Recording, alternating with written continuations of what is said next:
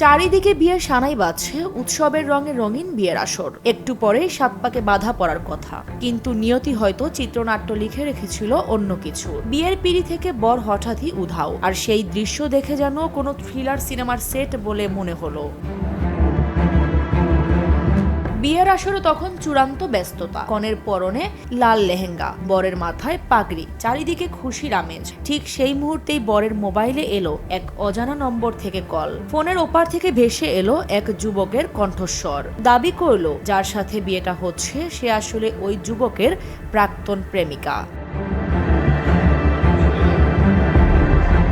শুধু কথার লড়াই নয়, সেই যুবক প্রমাণ হিসেবে পাঠিয়ে দিল কনের ব্যক্তিগত কিছু ছবি। ছবিগুলো দেখার সাথে সাথেই বরের পায়ের তলা থেকে যেন মাটি সরে গেল। কোনো কথা না বলে, কাউকে কিছু না জানিয়েই বর এক দৌড়ে বেরিয়ে গেল বিয়ের আসর থেকে।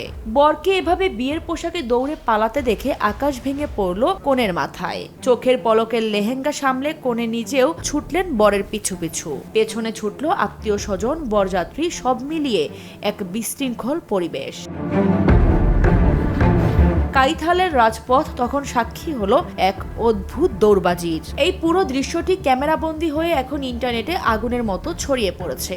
কে সেই অজ্ঞাত যুবক? কেন বিয়ের ঠিক আগের মুহূর্তে এমন নিখুঁত পরিকল্পনা করে ছবি পাঠালো সে? এটি কি কোনো পুরনো প্রেমের প্রতিশোধ, নাকি এর পেছনে লুকিয়ে আছে অন্য কোনো অন্ধকার সত্য?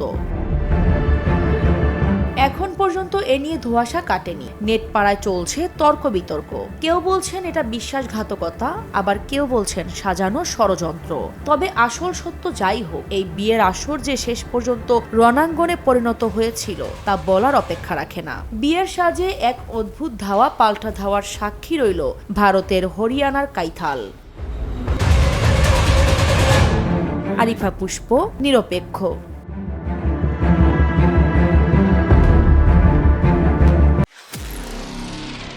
নিরপেক্ষ, সত্য প্রকাশে আপোষহীন।